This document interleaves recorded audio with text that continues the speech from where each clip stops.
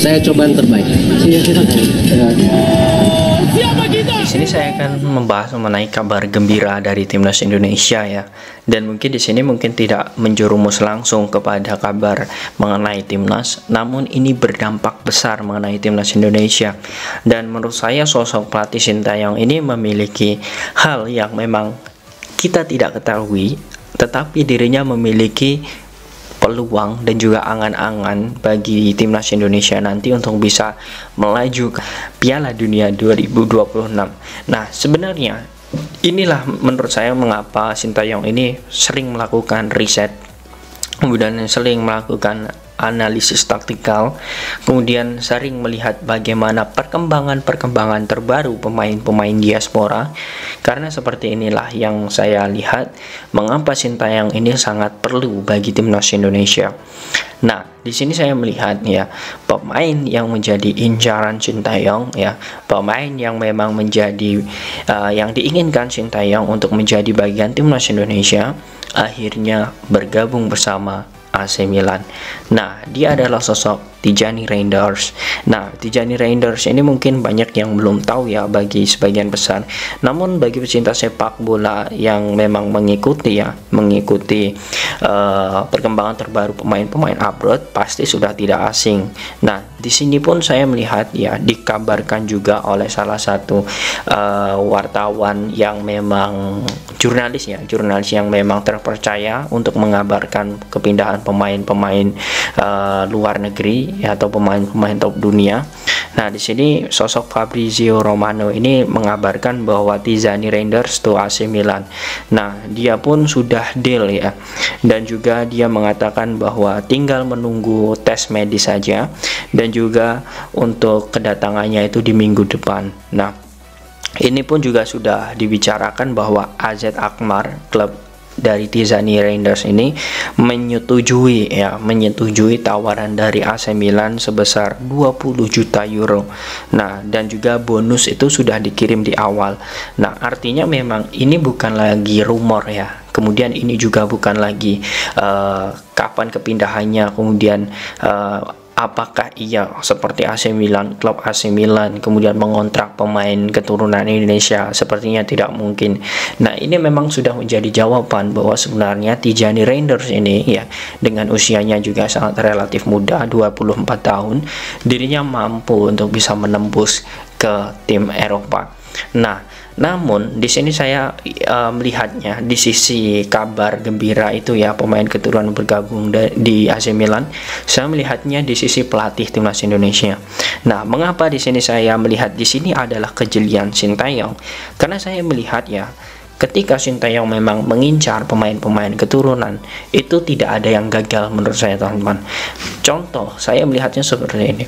Ketika kita sudah berhasil mendapatkan sosok Jordi Amat, kemudian Shane Patinama, kemudian Sandy Walsh walaupun belum tampil ya, kemudian Ivar Jenner dan juga Rafael Struijk, kelima pemain ini sangat menonjol ketika bermain di timnas maupun di latihan.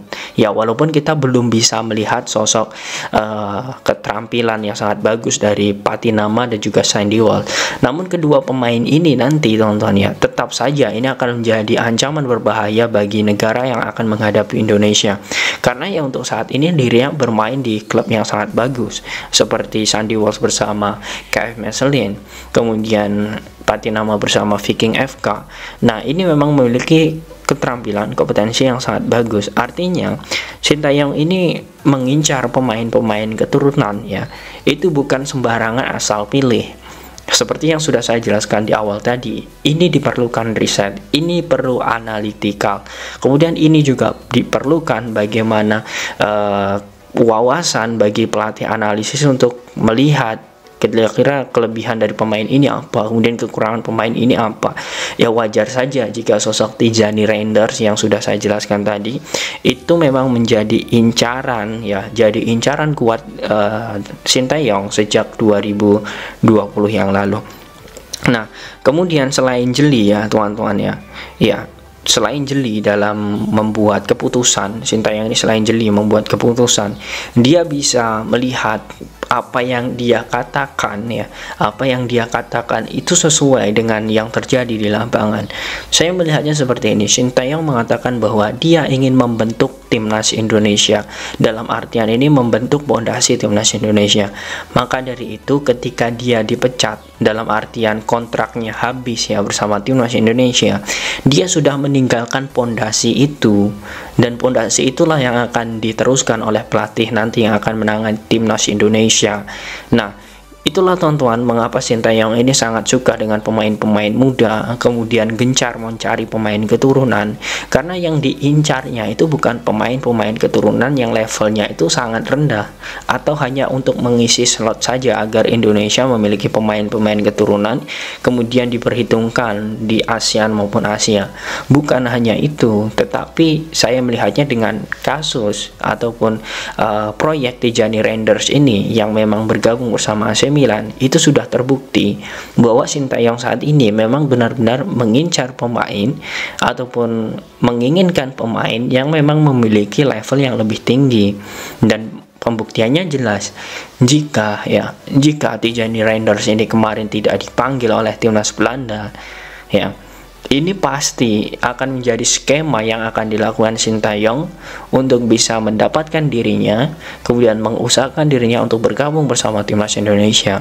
Nah, karena apa? Sosok Tijani Randers ini untuk pemain keturunan yang memang sudah disodorkan ke diaspora ya, dari Sintayong ke diaspora, itu adalah angkatan Jordi Amat, kemudian Shahin Patinama. Nah, Tijani Randers ini waktu itu di angkatan itu, dan karena dirinya memang memiliki kelebihan dan memang di atas rata-rata, ya wajar saja jika dirinya memilih Belanda.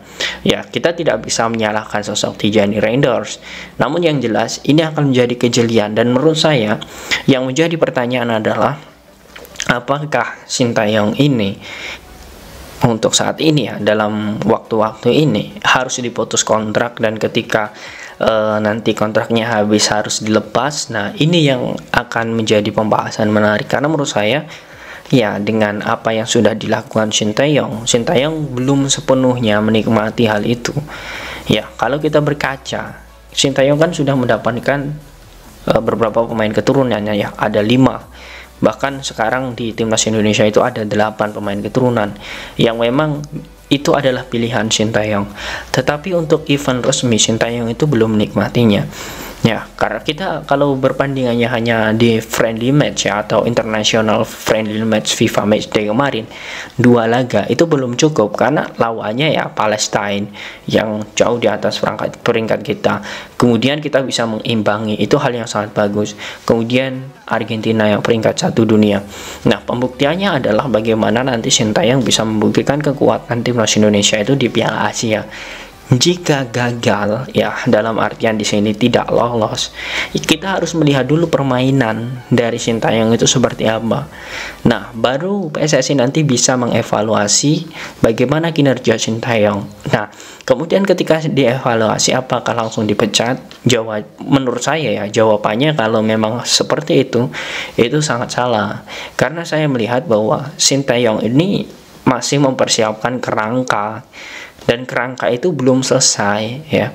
Ya, mungkin kalau diperpanjang 1 atau 2 tahun lagi mungkin bisa diterima.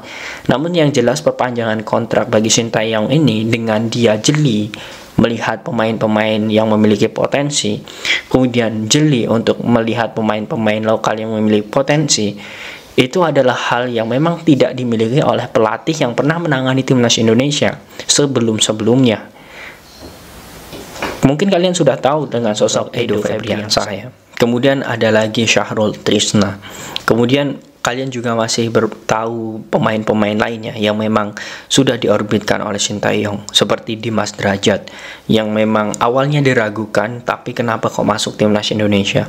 Nah, Sintayong memiliki riset ya yang memang tidak dimiliki oleh pelatih-pelatih lain. Biasanya pelatih-pelatih itu mendatangkan pemain ke timnas itu adalah pemain-pemain bintang ya, walaupun awalnya itu dicibir seperti Edo Kemudian Syahrul Trisna yang memang sangat mengejutkan kedatangan ini hanya pemain-pemain biasa. Dan ketika datang ke timnas Indonesia itu memiliki kualitas yang sangat luar biasa. Bahkan saat ini diperhitungkan untuk bisa bersaing. Bahkan seperti sosok Ricky Kambuaya. Yang awalnya siapa sosok Ricky Kambuaya. Kemudian persaingan sangat bagus di timnas hingga menggeser sosok Evan Dimas. Nah, semua itu dilakukan oleh Sintayong melalui riset yang sangat panjang, dan antara pemain lokal dan juga pemain keturunan itu sudah dipadukan oleh Sintayong, dan hasilnya adalah timnas saat ini. Nah, itulah teman-teman mengapa sebenarnya Sintayong ini perlu diperpanjang. Nah, bagaimana menurut kalian teman-teman dengan apa yang sudah dilakukan Sintayong di timnas Indonesia? Apakah kalian setuju jika Sintayong ini diperpanjang lebih lama lagi bersama timnas Indonesia? Silahkan kalian tulis di kolom komentar.